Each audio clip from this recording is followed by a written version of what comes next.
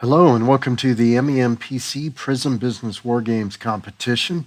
In this quick overview video, we'll tell you a bit more about the structure of the competition and give you a demonstration overview of the company that you'll be running in your teams. So where are we at in the process? Well, you've had a first webinar on team building with Professor Gail Berger. Now we're into webinar 2 in this video, in which we'll kind of kick off the business simulation portion of the experience. It is an online process. You can work at your own pace until the decisions are due. And we did give you the due dates and a posted schedule, so refer back to that. And then in webinar 3, we'll do an after-action review, and each of the teams will tell us a bit about how they ran their company in the competition, and we'll announce the winning teams as well. So more to follow on that. So here's the, again, quick overview agenda for this webinar. We'll review the objectives of the competition, quick overview of the simulation, and then we'll also give you some support options as you go through the experience if you feel that you want to reach out and get a little more support in terms of running StratSim in your simulated company. It's your challenge. You will run a manufacturing company. You make cars. It is a direct competition with the other teams in the industry competing with you, and you control all those parts of the business that you would at a company in the real world. You set your strategy, you determine your own marketing approach and plan, product development, manufacturing, finance as well, how you capitalize the business. We're not going to do any licensing of capacity and no business-to-business sales, so it's all direct to consumer or business to consumer. And the way that we'll structure this is we'll have one practice decision period for a simulated year, and then we'll start the full competition, which will consist of 7 competitive years. So why are you doing this? Well, because there's a prize. But beyond the prize, there's also some other benefits of going through a competition like this. You want to practice your business thinking. You've gone through an MEM program at your school, and now you want to try some of that business thinking out again in a competitive environment. And we'll give you a chance to do that. As you think about how complex business is and all the things that have to interconnect and tie together, it can be daunting. And a laboratory such as this competition with the simulation is very effective in helping you think about those interconnections. But at a higher level, beyond just the interconnections, thinking about the value that's being created at a business, at a company. Companies need to create value. They need to create performance for the investors, the owners of the business, the people that work at the company, and they need to keep customers satisfied so they continue to do business with the company. So in the final analysis, all those individual things that you do at the company, finance, marketing, R&D, need to tie together to create value.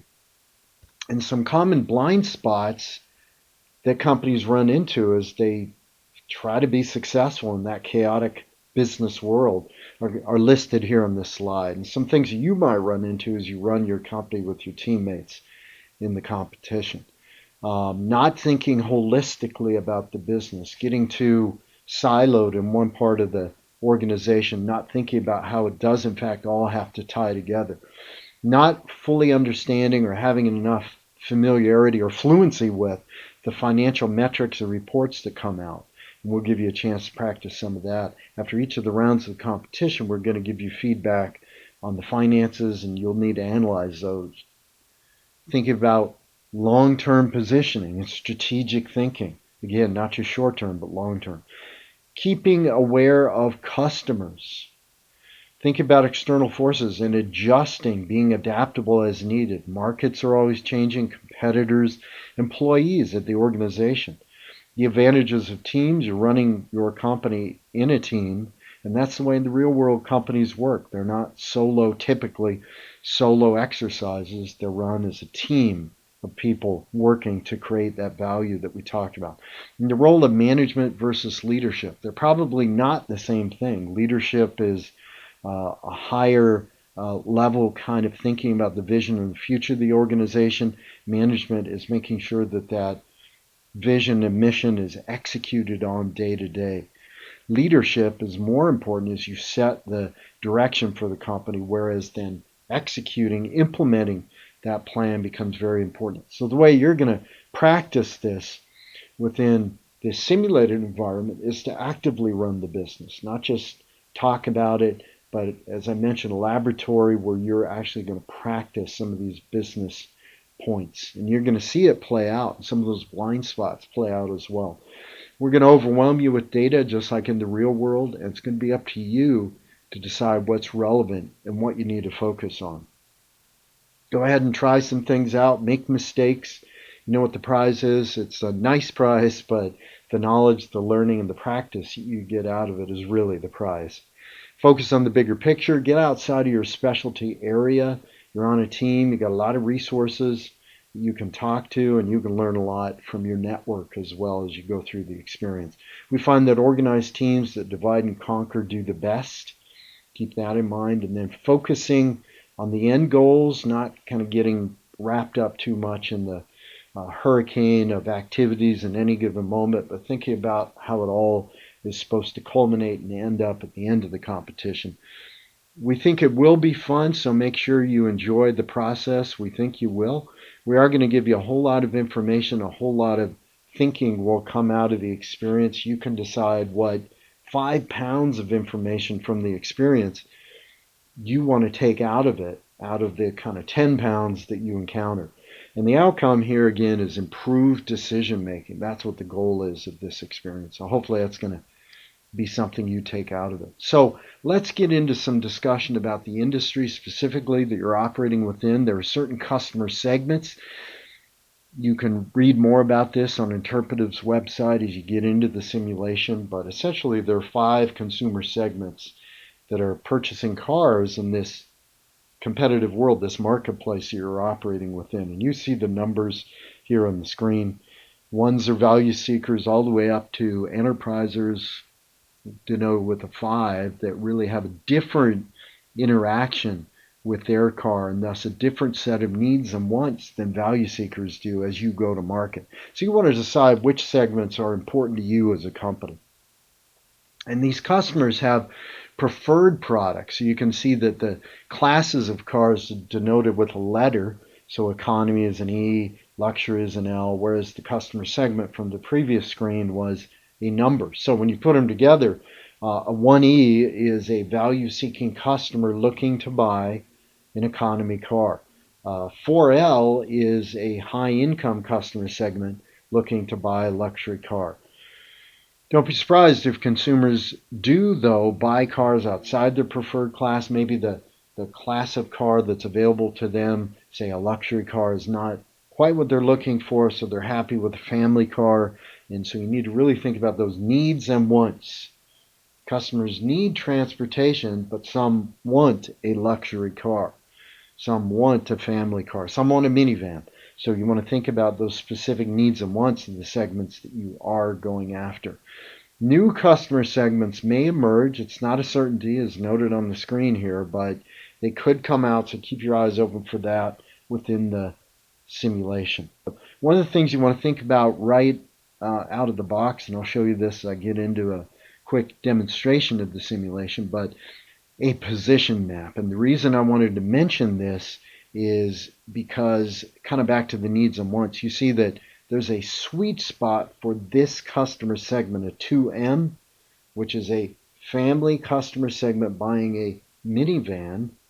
There's a certain pricing range that they're interested in that appeals to them, and a certain size range. And if your vehicle is within that kind of box, the sweet spot, great, you have an opportunity to offer a car to them, and hopefully they'll want to buy it. If it's not, you can see there's kind of an outlier here over to the left toward the bottom.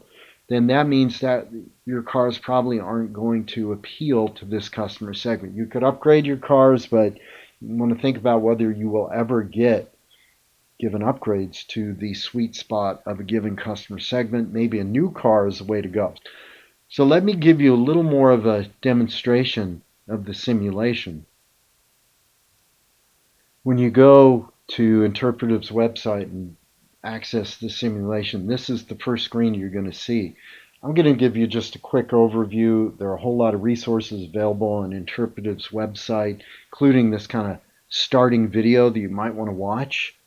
There's also a manual that you can read, a couple of background videos even beyond this one. I just wanted to give you a quick overview of how I approach the simulation.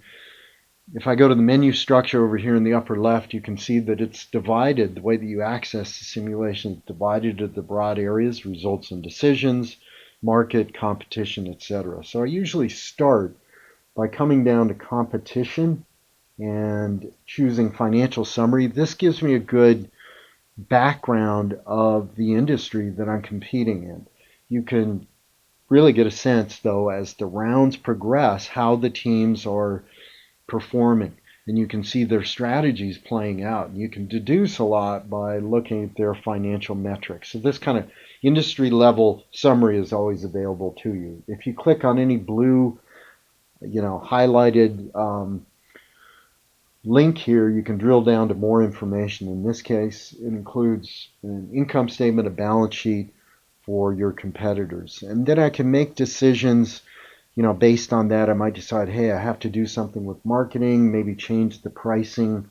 The process is that you go through the various decision areas and make your decision based on where it is you and your team want to go with this company.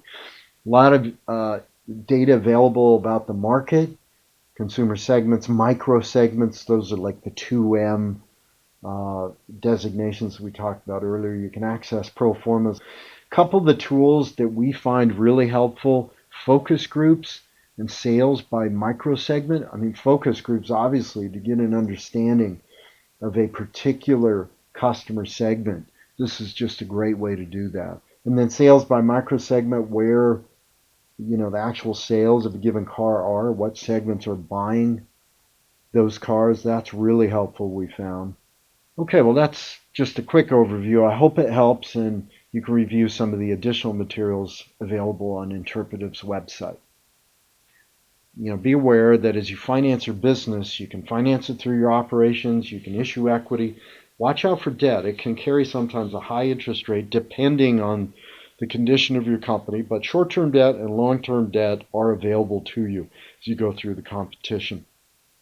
Distribution: you need to sell your vehicles through dealers, and the ratings of the dealers is impacted by the support and the profitability of the dealerships. You can change the number of dealerships operating in a given area of the country, 10% a year, which drives your coverage level. Production: retooling to produce different kinds of cars than you currently are can be expensive, so watch out for that. Working over capacity is an option. It's essentially third shifts, fourth shifts in your given capacity. And you can increase your capacity if you want to. Instead of working over capacity, you can increase it up to 50% per year. We suggest you use flexible production, which allows some increase in production given a higher level of demand than you had anticipated. Technology competencies can help you reduce your cost of goods sold, and it can allow you to put into your new cars better features, and it can also impact your firm preference among customers. Product development: if you're going to upgrade a product, the old inventory is written off, except for a cost reduction upgrade. So be aware of that. You're going to want to make sure that you don't have a lot of inventory if you do an upgrade. Modifications can be made in the launch year to the products that you're upgrading or new cars. And then marketing: if you do develop and launch a new vehicle, be aware that no one knows about it. So it's going to require some marketing spend to build awareness. Boy, here's an important one. Watch out for those gross margins, the contribution margins, as you manage your vehicles, pricing. Make sure that you're making a good profit on each vehicle that you sell. And so take a look at product contributions and try to be, around 20% at least, or at least high teens in gross profit. Sales forecasts are key, and you set those in the simulation. So you're going to do your best estimate of demand and then produce accordingly. And you'll get better at this as you go through the rounds, but that sales forecasting is very important. So how do you win? Well, each company is going to decide their own measures. I know it sounds kind of crazy, but if you're running Maserati versus Honda, how would you within the automotive industry compare those two companies? They're radically different, right? One is a very niche, sports car oriented company, and one is a high volume play. So the answer of how you would compare them is that you would measure them in different ways. So you would choose, if you were running those companies or analyzing those companies, different metrics. And we're going to give you a list. This may change, but we're going to ask you to tell us on February 21st how you want us to measure you within your industry.